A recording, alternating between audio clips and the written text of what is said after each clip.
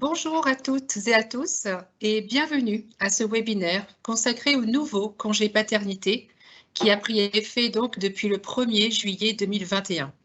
Je me présente, Nelly Le Guidec, je suis conseillère en offre de services au sein de la direction relations clients de la CGSS et dans le cadre de mes activités, donc j'accompagne et j'informe le public sur leurs droits et leurs démarches auprès de la CGSS. Aujourd'hui, pour cette présentation, je suis accompagnée de David. Bonjour à tous, je me présente. Je m'appelle David Ablancourt. Je suis coordonnateur technique au sein de la branche santé de la CGSS de l'île de la Réunion, au service indemnité journalière maladie. Et je serai en charge de vous présenter les nouvelles modalités en vigueur concernant le nouveau congé paternité. Merci David. Aujourd'hui, je suis également accompagnée de Aurélie. Bonjour à toutes et à tous, je suis Aurélie Payette, conseillère en offre de services au sein de la direction client de la CGSS. Et durant ce webinaire, je serai votre modératrice. Donc, vous pourrez poser vos questions directement aux animateurs par écrit. Il vous suffit pour cela de cliquer sur l'icône message qui se situe en haut à droite de votre écran. Et je les reposerai directement à l'oral afin que nos intervenants puissent vous apporter des précisions durant ce live. Pour celles qui n'ont pas pu être posées, nous vous transmettrons les réponses par mail d'ici la semaine prochaine sous forme de foire aux questions. Je vous souhaite un bon webinaire. Merci Aurélie. Nous sommes également accompagnés de Laurent. Bonjour à toutes et à tous. Donc, je suis Laurent Jonzo, conseiller en offre de services au sein de la direction relations clients. Donc, durant ce webinaire, comme Aurélie, je serai votre modérateur. Donc, n'hésitez pas, si vous avez des questions, à nous les poser. Merci à toutes et à tous. Et bien, c'est parti pour ce webinaire qui devrait durer environ 1 heure. Donc, nous verrons donc dans ce webinaire concernant le nouveau congé paternité, quels sont les principaux changements, la durée et les modalités de prise du congé paternité, et nous verrons les formalités à accomplir par l'employeur. Démarrons d'abord sur un rappel de ce qu'est le congé paternité. Alors, il faut savoir qu'à la naissance d'un enfant, depuis 2002, le père salarié peut bénéficier d'un congé paternité et d'accueil de l'enfant. Au 1er juillet 2021, la durée de ce congé paternité a été allongée, effectivement en passant de 14 à 28 jours, en incluant bien sûr le congé de naissance. Et ceci pour répondre à plusieurs enjeux sociétaux, tels que la lutte contre les inégalités professionnelles hommes-femmes, mais également l'implication des pères dans l'éducation de leurs enfants, et enfin pour le rééquilibrage des tâches familiales. Voyons maintenant qui peut bénéficier de ce congé paternité. Donc, nous évoquons ici le cas des travailleurs salariés. Donc, ce congé concerne bien le père de l'enfant, mais pas seulement. Il faut savoir que le bénéficiaire peut être également le conjoint ou la conjointe de la mère. Il peut également être une personne qui est liée par un PACS ou vivant maritalement avec la mère de l'enfant. Donc, vous pouvez retrouver tous ces détails et toutes ces informations donc, en vous connectant sur le site amélie.fr dans la rubrique « Entreprise ». Quels sont les grands changements sur ce nouveau congé paternité? Donc, quelles sont les grandes différences avant, après le nouveau congé paternité? Avant le 1er juillet 2021, le congé paternité était séparé. Donc, 3 jours de naissance employeur, plus 11 jours de congé paternité pour une naissance simple ou 18 jours pour une naissance multiple, donc indemnisé par l'assurance maladie. Le congé devait être pris en une seule fois et dans les 4 mois qui suivaient la naissance de l'enfant. Depuis le 1er juillet 2021, pour simplifier, on parle de 28 jours ou 35 jours au total, donc 28 pour une naissance simple ou 35 pour une naissance multiple. On inclut donc les 3 jours à la charge de l'employeur. on a bien 25 jours ou 32 jours indemnisés par l'assurance maladie, plus 3 jours indemnisés par l'employeur. Il faut retenir également que le congé paternité, le nouveau, doit être pris donc dans les 6 mois qui suivent la naissance de l'enfant. Et ce congé peut être fractionné, nous allons le voir plus tard, en 1, 2 ou 3 fois. Faisons un point donc sur la durée de ce congé de paternité et d'accueil de l'enfant. Désormais, la durée du congé de l'assurance maladie s'ajoute à celui du congé de naissance accordé par l'employeur. 3 jours de naissance, c'est le cas standard. Mais effectivement, en cas d'employeur, votre convention collective du congé de naissance peut être différente que ce que prévoit le Code du travail. Donc, au total, on a bien pour une naissance simple 28 jours de congé paternité, donc soit 25 jours calendaires plus 3 jours ouvrables congé de naissance employeur, ou pour une naissance multiple, 35 jours de congé paternité, soit 32 jours calendaires plus 3 jours ouvrables de congé de naissance employeur. Donc, le congé de naissance est à prendre dès la naissance de l'enfant ou le premier jour ouvrable qui suit.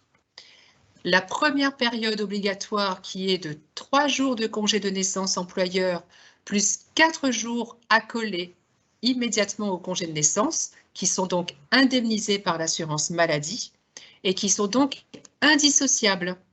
Il faut savoir qu'effectivement, dès la naissance, votre salarié doit obligatoirement prendre ces 7 jours pour prétendre au reste du congé de paternité.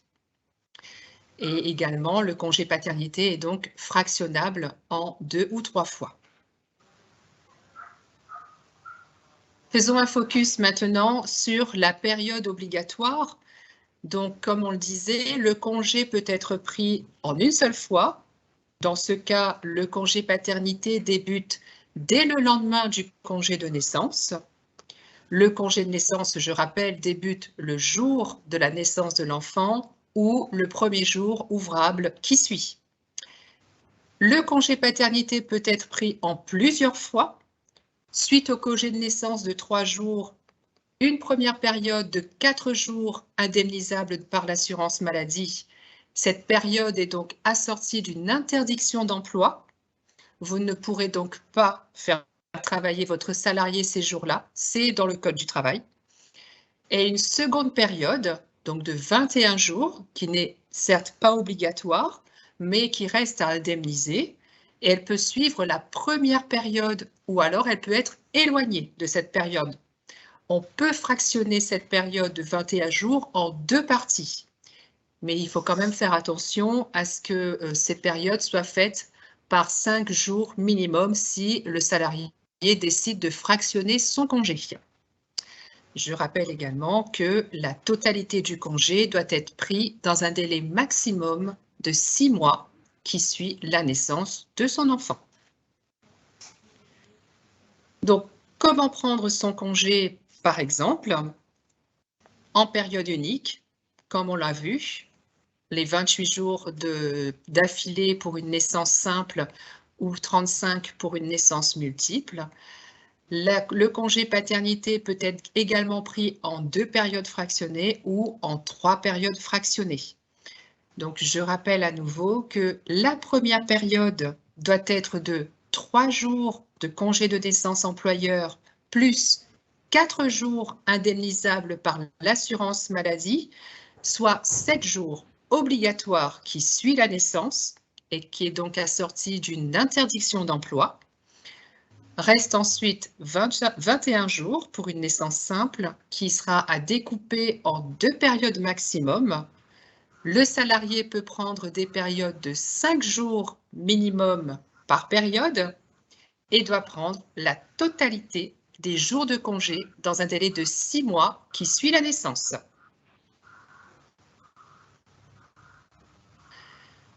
Voyons maintenant les conditions d'ouverture de droit de ce congé paternité.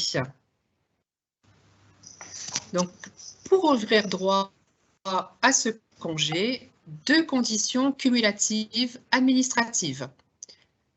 Être affilié personnellement en tant qu'assuré social sur critères d'activité, donc au régime du cotisant, depuis au moins 10 mois au premier jour du début du congé paternité et avoir effectué au moins 150 heures de travail salarié ou assimilé au cours des 3 mois civils ou 90 jours précédant le début du congé paternité et avoir également cotisé sur un salaire au moins égal à 1015 fois le SMIC horaire au cours des 6 mois civils précédant le début du congé paternité. À défaut, ou en cas d'activité saisonnière ou d'activité discontinue, il faut que le salarié ait effectué au moins 600 heures de travail salarié ou assimilé au cours des 12 mois civils ou des 365 jours précédant le début du congé paternité et avoir cotisé sur un salaire au moins égal à 2030 fois le SMIC horaire au cours des 12 mois civils précédant le début du congé paternité. Concernant l'ouverture de droit aux indemnités journalières, donc celle-ci s'étudie uniquement au premier jour de la période obligatoire de 4 jours indemnisée par l'assurance maladie. Donc cette règle s'applique même si l'assuré ne prend pas la première période obligatoire. Il faut savoir que si l'ouverture des droits n'est pas acquise au début de la période obligatoire, il n'y aura donc pas de réexamen des droits lors des périodes fractionnées. Donc il y aura un refus de prise en charge qui sera notifié à votre salarié, donc à notre assuré, et pour la totalité des périodes de congé paternité. Donc, si vous souhaitez avoir des détails sur le calcul du montant des indemnités journalières, donc il faut effectivement que vous vous connectiez sur le site Amélie dans la rubrique Entreprise. Donc, dans vos salariés, montants et références, vous aurez effectivement les montants des indemnités journalières qui sont versées par l'assurance maladie en 2022. En pratique, quelles sont les formalités à accomplir par votre salarié? Donc, votre salarié vous informe de la date de naissance prévue de son enfant et il vous prévient donc qu'il va bénéficier de son congé paternité. Il doit respecter à minima un délai de prévenance auprès de vous en tant qu'employeur et idéalement 1 mois avant chaque période en cas de fractionnement de son congé. Avant de laisser la main à David pour la suite de ce webinaire, je me tourne vers notre modératrice pour voir si nous avons des questions. Alors oui, Nelly, effectivement, nous avons des questions. Pour toi, est-ce que 2 personnes peuvent avoir droit à un congé paternité en même temps? Alors, très bonne question. Je vous remercie de cette question. Il faut savoir que le congé paternité, il peut être pris par le père biologique, mais aussi par le compagnon, le concubin de la maman, s'il est lié par un mariage ou par un PACS. Je te remercie. J'ai également une autre question pour Nelly. Mon salarié est-il obligé de prendre la totalité du congé paternité? Alors, votre salarié, effectivement, n'a pas forcément cette obligation de prendre la totalité du congé paternité. Seuls les 4 premiers jours de la première période qui suivent le congé de naissance de l'employeur est obligatoire. Donc, en fait, il est clair qu'on parle bien de la première période obligatoire des 7 jours qui est obligatoire puisque nous vous rappelons qu'il y a interdiction d'emploi pendant ces 7 premiers jours qui suivent la naissance de l'enfant. Je te remercie. J'ai une question d'un internaute qui rejoint un petit peu la question précédente pour toi, Nelly. L'employeur se demande, donc si le salarié n'a pas pris les 4 jours obligatoires, il perd donc le droit aux indemnités des autres jours? Alors, il peut effectivement perdre les indemnités des autres jours, sachant que cette obligation, c'est le Code du travail qui l'impose. Donc, effectivement, les 3 jours de congé de naissance prévus par la convention collective, ou en tout cas par le Code du travail, doit être accolé les 4 premiers jours de la première période indemnisée par l'assurance maladie. Donc, les 7 premiers jours, normalement, il ne devrait pas venir au travail, votre salarié. Je te remercie. Une autre question également pour toi, Nelly, de nouveau. Où peut-on retrouver toutes ces informations sur le congé paternité, si tu peux rappeler éventuellement les adresses? Oui, effectivement, Aurélie, c'est une question très intéressante et très importante puisque toutes les informations sont disponibles sur le site amélie.fr, donc dans la rubrique entreprise. Donc, n'oubliez pas que ce site est accessible à tous. Il n'est pas nécessaire d'avoir un compte Amélie pour y accéder. Donc, il s'agit bien là du site de référence de la réglementation de l'assurance maladie. Vous avez également la possibilité, si vous le souhaitez, de consulter le forum Amélie, qui est géré également par une équipe d'experts et qui peut répondre à vos questions si besoin. Merci. Une question cette fois-ci, toujours pour toi, Nelly, sur le fait, est-ce que le congé paternité doit-il débuter un jour ouvrable? C'est la question qui revient là. C'est la question qui revient et que beaucoup d'employeurs se posent, j'imagine, et David ne le dira pas le contraire dans un instant. Alors effectivement, non, le congé paternité obligatoire doit débuter juste après le congé de naissance. Donc on vous rappelle que le congé de naissance est décompté en jours ouvrables et que le congé paternité, donc lui qui est indemnisé par l'assurance maladie, il est décompté en jours calendaires. Je te remercie.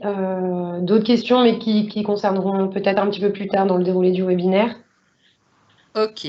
Pour l'instant, c'est bon. Merci. Très bien. Merci Aurélie. Merci à vous pour vos questions déjà. Je vois qu'il y a beaucoup de participants et ça interroge beaucoup. Je laisse la main à David pour la suite de la présentation. Oui, merci Nelly. Quelles sont les formalités à accomplir par l'employeur? Voilà, du côté employeur, comment ça se passe? Donc, tout d'abord, vous avez des pièces à transmettre. Donc, il faudra télécharger le formulaire de transmission des périodes de fractionnement qui est disponible sur amélie.fr. Dans l'onglet Entreprise, vos salariés, les événements familiaux des salariés, congé paternité. Tout en bas de la page, vous retrouverez le formulaire de transmission des périodes de fractionnement. C'est une pièce comptable et est obligatoire pour que l'on puisse indemniser le congé paternité et sera à transmettre pour chaque période du congé que votre salarié prendra. Donc, à l'écran, vous pouvez voir le formulaire tel qu'il est dans Amélie. Alors, sur ce formulaire, vous voyez tout en bas qu'il y a 2 onglets. Il y a la possibilité d'envoyer un formulaire avec des formules qui sont déjà enregistrées et il y a la possibilité aussi d'envoyer un formulaire vierge que vous compléterez à votre niveau. Dans le premier onglet, en fait, l'employeur peut remplir le formulaire qui calcule automatiquement les 3 jours du congé employeur, soit 3 jours ouvrables consécutifs. Donc, quand vous mettrez la date, ça va générer automatiquement les 3 jours ouvrables consécutifs. Et dans le deuxième onglet, il y a possibilité de remplir un formulaire vierge si le congé employeur dure plus de 3 jours. Ensuite, sur le formulaire, vous avez des informations à enregistrer. Donc, tout d'abord, il faudra saisir la date de naissance. Par exemple, dans l'exemple qui est à votre écran là, l'enfant est né le 5 mars 2022. Lors de la saisie du nombre d'enfants nés, le nombre de jours de congé sera automatiquement inscrit en 28 pour une naissance simple, en 35 pour une naissance jumellaire. Donc, il faudra compléter les noms et prénoms de l'enfant, le numéro de sécurité sociale de votre salarié et son nom et prénom.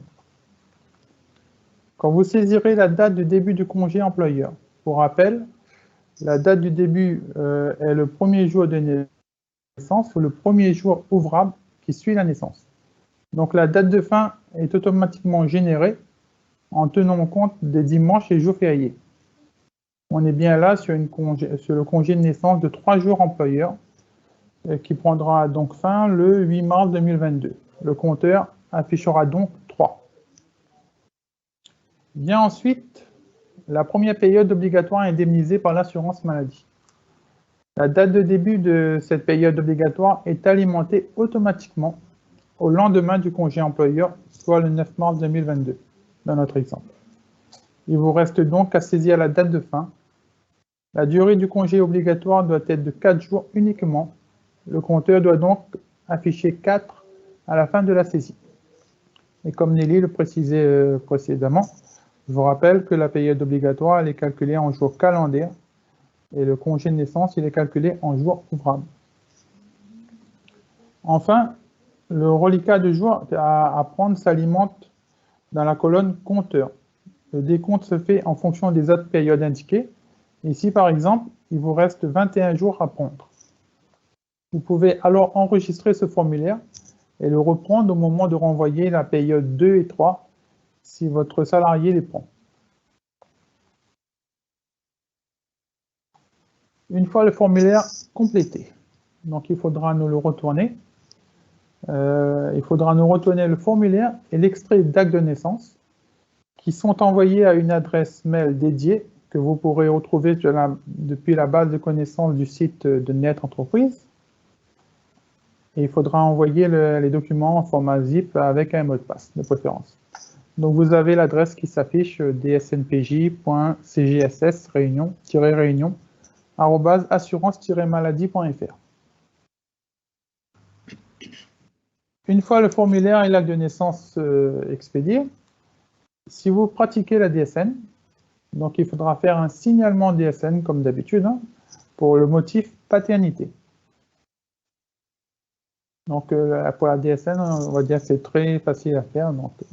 Mais si vous n'êtes pas encore à la DSN, il y a possibilité aussi de remplir une attestation via Net Entreprise au motif paternité. Donc l'attestation doit préciser les 3 derniers salaires bruts soumis au plafond de la sécurité sociale, limité au plafond de la sécurité sociale, qui est de 3 428 € actuellement, qui sera réduit de 21% pour chaque salaire précédant le dernier jour travaillé. Ou sinon, si l'activité est discontinue, il y a les 12 salaires bruts qui seront limités aussi au plafond de la sécurité sociale en vigueur, réduit de 21%. Si le salarié est en absence autorisée sur l'un des mois de référence, il faudra obligatoirement rétablir le salaire sur la base du temps de travail prévu par le contrat de travail du salarié.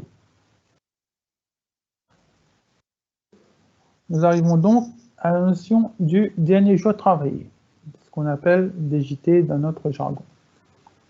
Donc, dans le cas présent, vous avez une personne qui prend un congé paternité. Donc, vous avez les 3 jours employeurs qui commencent le 5, 6, 7 et 8. Je vous rappelle que dans cet exemple-là, on a pris cet exemple justement pour cela, pour vous montrer que c'est bien calculé en jours ouvrables. Donc, on ne tient pas compte du dimanche dans cet exemple. Et le dernier jour travaillé va correspondre au dernier jour du congé de naissance. Donc, dans notre exemple, ce sera le 8 mars 2022 et il va nous permettre d'indemniser la première période obligatoire qui est de 4 jours pour la période du 9 au 12. Et donc, ce salarié a également pris une période fractionnable du 13 au 20 mars dans cet exemple. Donc, on pourra l'indemniser si vous faites un signalement d'événement avec une date de dernier jour travaillé au 8 mars 2022, ou bien vous nous retournez une attestation de salaire sur Net Entreprise avec une date de dernier jour travaillé au 8 mars 2022, donc on pourra indemniser déjà cette période obligatoire et la première période fractionnable. Ensuite, nous voyons que cette personne a demandé le solde restant de son congé paternité à compter du 28 mars. Donc, c'est le même principe, il faudra nous retourner une attestation de salaire avec un DJT au 27 mars 2022 pour faire un signalement d'événement à compter de cette date et nous retourner parallèlement ça le formulaire de fractionnement dûment complété pour qu'on puisse indemniser également cette période-là. Je vous rappelle que le DJT est une notion très importante, il ne faut pas se tromper au niveau du DJT car cela va impacter le montant des IJ. Alors, dans le deuxième exemple, nous voyons qu'il a cet assuré-là a décidé de prendre les périodes de congé paternité de manière fractionnée et non accolée à la période obligatoire des 4 jours. Donc, c'est le même exemple. Donc, vous voyez la partie, le congé employeur qui commence du 5 au 8 mars en jour ouvrable. Donc, le dernier jour travaillé, ce sera le 8 mars 2022. Et on va pouvoir payer la période obligatoire des 4 jours du 9 au 12 mars. Donc, il faudra nous retourner déjà dans un premier temps une nouvelle attestation, enfin une attestation ou bien un signalement d'événement avec un DJT au 8 mars 2022. Et on va pouvoir payer la période obligatoire du congé paternité de 4 jours. Suite à cette période-là qui sera indemnisée, l'assuré décide de prendre son congé paternité, le solde qui lui reste, c'est-à-dire les 21 jours, de manière fractionnée, en 2 fois. Il a la possibilité de le faire. Par contre, on insiste bien sur le fait que ces périodes doivent comporter au minimum 5 jours de congé paternité minimum par période. Donc, il faudra qu'il nous retourne une attestation de salaire avec un DJT au 16 mars 2022. On procédera alors au paiement de la période numéro 2 dans notre exemple, pour la période du 17 au 24 mars. Et par la suite, il faudra aussi nous retourner une nouvelle attestation de salaire, toujours au risque paternité ou un signalement d'événement, avec une date de dernier jour travaillé au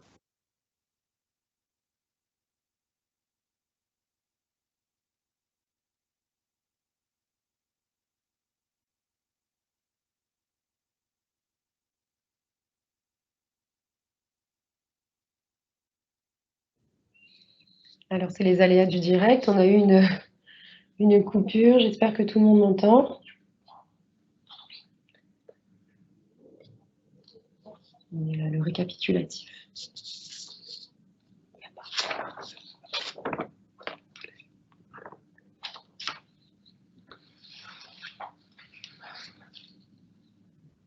Oui, donc je vais reprendre donc, les propos de David. En attendant qu'elle revienne. En attendant donc qu'il se reconnecte. Hein, donc c'est comme on vous l'avait dit, hein, ce sont les aléas du direct. Donc par rapport à cette slide, donc on voit le récapitulatif. Alors donc en résumé, au début du congé paternité donc de votre salarié, donc vous envoyez une DSN événementielle au motif paternité, ou alors vous remplissez donc une attestation de salaire sur Net Entreprise. Donc ensuite, vous téléchargez le formulaire de transmission des périodes de congé et vous envoyez le tout par mail accompagné de l'acte de naissance de l'enfant à l'adresse donc que vous voyez à l'écran, en respectant bien le format, l'objet du mail et le nom de la pièce jointe. Donc l'envoi des documents donc, se fait en format zip avec un mot de passe. Ce n'est pas obligatoire et donc c'est même conseillé donc, de ne pas rajouter le mot de passe. Et puis donc c'est ce mail unique là donc qu'il va falloir donc utiliser. Donc je vais vous rappeler donc l'adresse, c'est dsn.pj.réunion@assurance-maladie.fr.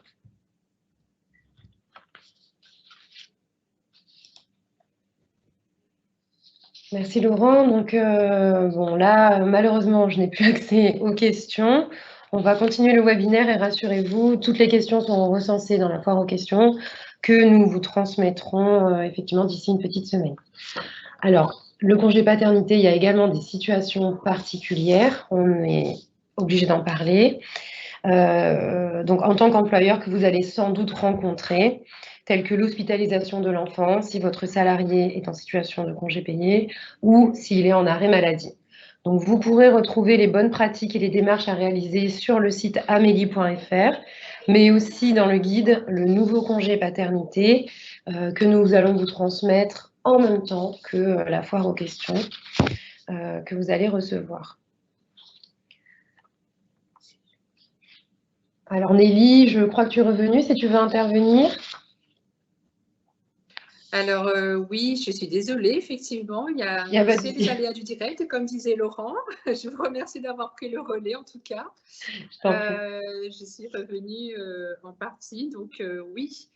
Je vois que tu nous as parlé des situations sensibles et particulières, effectivement. C'est ça. Ok, très bien.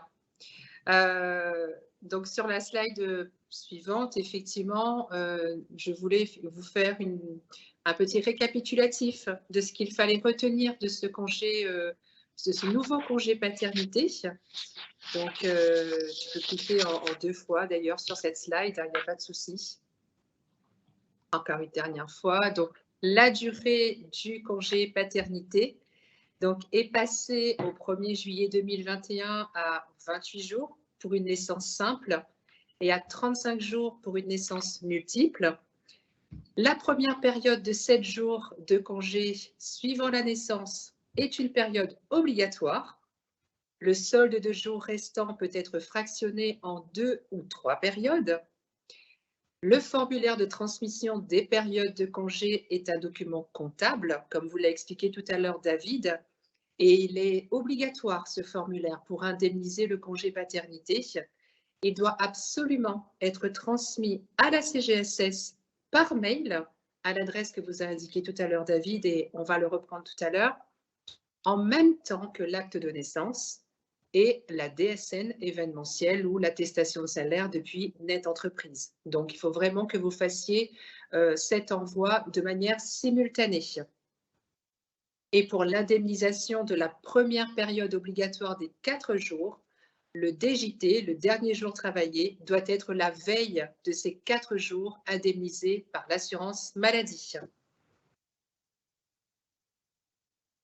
Donc, pour continuer et poursuivre la slide suivante, vous pouvez retrouver toutes ces informations sur le site amélie.fr dans la rubrique Entreprise. Le guide, le nouveau congé paternité, est un guide qui vous accompagne pas à pas dans toutes les situations que vous pourrez rencontrer. Vous le recevrez par mail d'ici une semaine, qui suit ce webinaire donc, et je vous invite également à le télécharger depuis le site cgss.re. Il sera également disponible d'ici une semaine à peu près. La plateforme téléphonique 3646 est également à votre disposition. J'insiste également sur la nécessité la nécessité pour vous de consulter votre tableau de bord pour vérifier le compte-rendu de votre signalement et pour faire le suivi effectivement des attestations de salaire que vous avez réalisées. Je me retourne maintenant vers Aurélie si nous avons des questions sur ce nouveau congé paternité. Je pense que nos employeurs sont avides de réponses sur tout ce que nous avons présenté. Oui, effectivement. Alors, c'est ça, après tous ces aléas. David, si tu m'entends, je crois que tu es revenu. J'ai une question pour toi. Donc, si l'assuré prend son congé obligatoire de 4 jours et qu'il souhaite prendre par la suite 21 jours de congé paternité, cette fois-ci non obligatoire, comment sont fractionnés ces 21 jours? Alors, s'il prend ces 4 jours de la période obligatoire, il lui reste donc 21 jours à prendre, qui sont répartis sur 2 périodes, de minimum 5 jours par période. Et donc, il pourra les prendre à ce moment-là. Je te remercie. Une autre question pour toi, David, que j'ai pu noter. Un jeune salarié vient de commencer à travailler et il ne réunit pas les conditions d'ouverture de droit sur la période obligatoire. Pourra-t-il quand même prendre les périodes de congé paternité non obligatoires? Alors, ce qu'il faut savoir, c'est que les conditions d'ouverture de droit s'examinent sur la période obligatoire, justement. Donc, au premier jour de la période obligatoire, malheureusement, s'il n'a pas l'ouverture de droit à ce moment-là, il ne pourra pas prétendre au reste de son congé paternité. D'accord. J'ai quelques questions également, David, sur l'événement qui arrive pendant le congé paternité, à savoir si un assuré est déjà en arrêt maladie. Comment Oui. l'employeur peut-il indiquer cette information et est-ce que son congé paternité est annulé? En fait, ce qu'il faut savoir, c'est que si on reçoit une attestation de salaire au risque paternité lors d'un arrêt maladie, le risque paternité va primer sur l'arrêt maladie et donc on va devoir l'indemniser au risque paternité qui mettra donc fin à l'arrêt maladie. Et après, si l'assuré est toujours malade, il peut revoir son médecin pour reprendre un arrêt maladie si nécessaire. Il y a cette possibilité-là, mais il y a aussi une tolérance maintenant qui est acceptée, c'est-à-dire que l'employeur peut nous retourner une attestation de salaire à la fin de l'arrêt maladie, nous précisant sur le formulaire comme quoi il a donné les congés de naissance qui fait immédiatement suite à la fin de l'arrêt maladie. Et après, il y a la période obligatoire et les périodes éventuellement fractionnées s'il souhaite les prendre à ce moment-là. Donc, il y a une tolérance qui existe aussi là-dessus. En fait, c'est un peu le même principe pour les congés payés, si vous voulez. Donc, il y a deux possibilités. Je te remercie. Une autre question toujours pour David. Si les périodes se suivent du congé paternité, faut-il faire autant d'attestations de salaire? En fait, non. Si il décide de prendre le congé paternité en une seule fois, donc un seul signalement d'événement ou bien une seule attestation de salaire sera suffisant. Il faudra juste envoyer les pièces parallèlement à cela sur le formulaire de fractionnement pour nous préciser qu'il prend toute la période de son congé paternité de telle date à telle date. Donc, une seule attestation sera suffisant s'il n'y a pas de reprise de travail entre les différentes périodes. D'accord. Une question, enfin beaucoup de questions également sur le dernier jour travaillé du salarié, oui. David. On s'interroge en fonction de la naissance. Est-ce qu'on doit indiquer le dernier jour travaillé en fonction de la naissance ou au dernier jour de congé de naissance? En fait, voilà, juste pour faire un petit point là-dessus. Déjà, oui. le congé de naissance, c'est un accord entre le salarié et son employeur pour savoir déjà à quelle date il débute. Est-ce qu'il débute à la naissance de l'enfant ou le premier jour ouvrable suivant la naissance de l'enfant? Donc là, à partir de ce moment-là, l'employeur indemnisera les 3 jours de la période du congé de naissance qui sont des jours ouvrables, je vous le rappelle. Et suite à cela, il faudra nous retourner une attestation de salaire avec comme DJT le dernier jour du congé de naissance. Donc c'est à partir de ce moment-là que nous allons indemniser la période obligatoire et éventuellement les périodes fractionnées, si elles font suite à la période obligatoire. Donc, je te remercie. Oui. Nelly, une question pour toi et pas mal de questions de nos participants sur l'adresse mail dsnpj.cpam974@assurance-maladie.fr. Est-elle toujours d'actualité? À quelle adresse il doit l'envoyer? Alors, il faut retenir que dans le cadre de la DSN et donc du paiement des indemnités journalières, que ce soit maladie, maternité, paternité et même accident du travail et maladie professionnelle, donc l'assurance maladie a mis à disposition des employeurs une procédure de transmission des pièces jointes à destination donc des CPAM et donc de la CGSS pour la Réunion. Donc, juste pour vous rappeler que cette procédure, elle est déjà disponible sur le site Net Entreprise, dans la base de connaissances de Net Entreprise. Et pour répondre concrètement à la question de l'employeur, que je remercie, l'adresse mail dsnpj.cpam974 n'est plus d'actualité.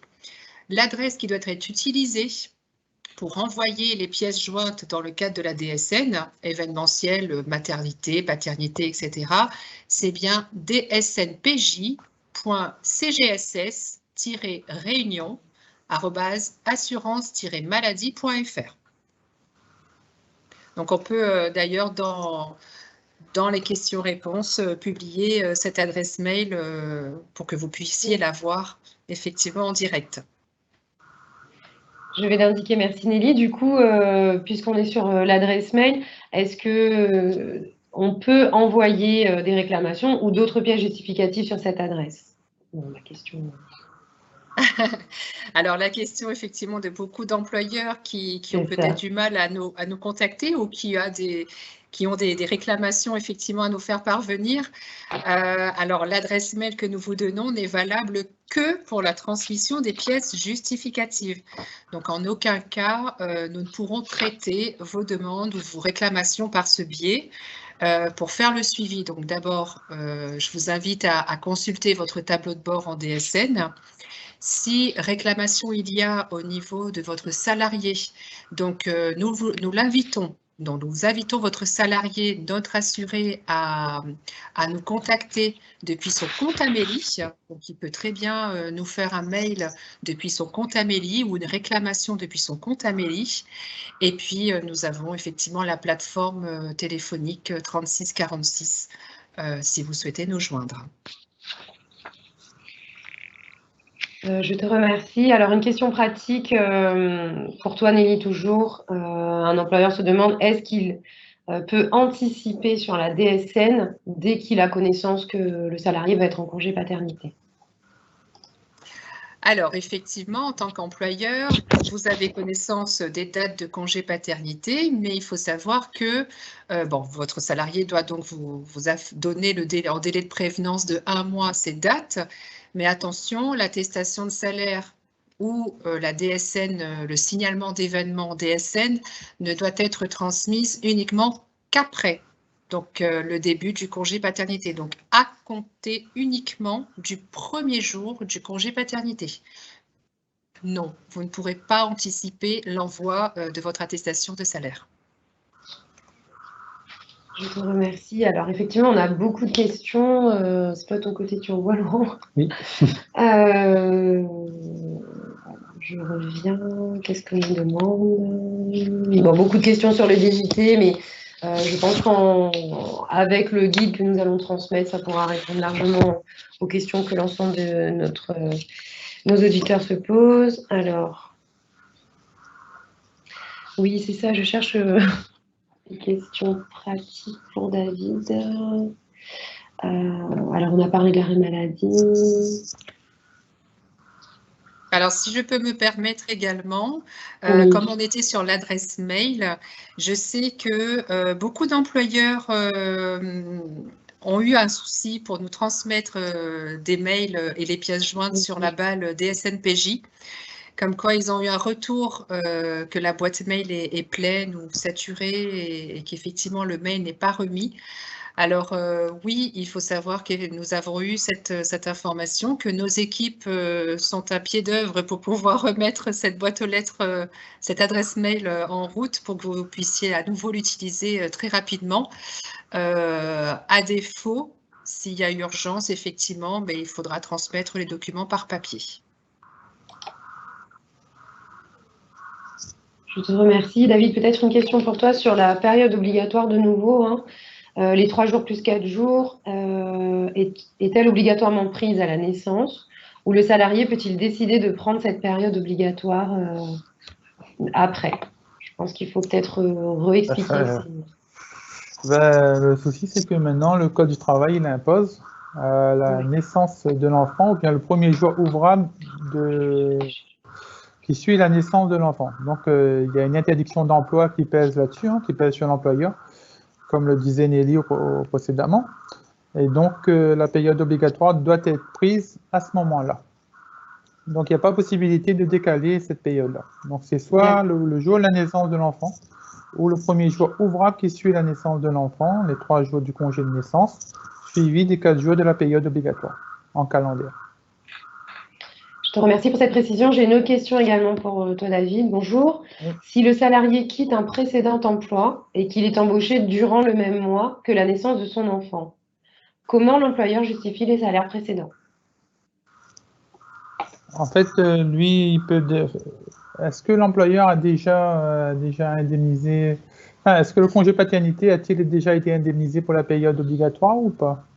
Alors là, j'ai pas d'informations selon l'internaute par rapport à la question. Donc si je reprends, ce sera un salarié qui a quitté son précédent emploi et qui est embauché durant le même mois que la naissance de l'enfant. Donc a priori, le congé Voilà. paternité n'a pas encore été indemnisé Voilà. et il a débuté au premier jour du mois de naissance, on va dire. Ok. Mais donc là, en accord avec son nouvel employeur, si le congé paternité est pris, donc le nouvel employeur nous envoie une attestation de salaire et nous, à ce moment-là, on réclamera les pièces nécessaires à son salarié. D'accord. Voilà. Donc Qui dans tous les cas, étudiera l'employeur a bien l'obligation de faire l'attestation. Tout à fait. Il envoie les périodes de formulaire parallèlement à cela aussi, pour nous indiquer les périodes que l'assuré souhaite prendre. Et nous, on prendra contact avec lui pour voir sa situation qui est bien particulière, on va dire.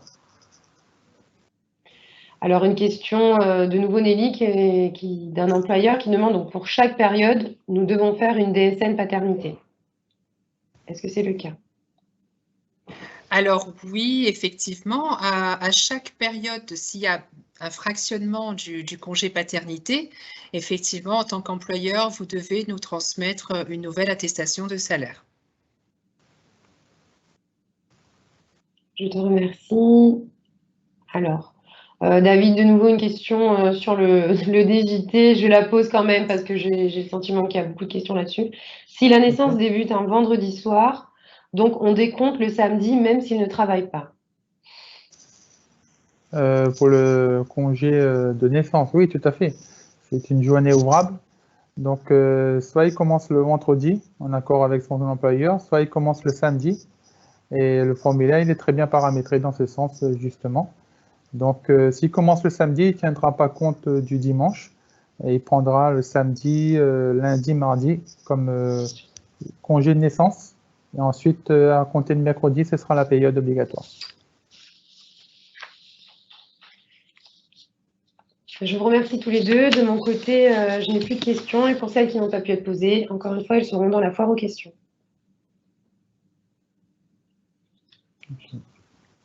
Très bien. Ben, écoutez, merci. Merci à toutes et à tous. Merci. Ce webinaire est désormais terminé.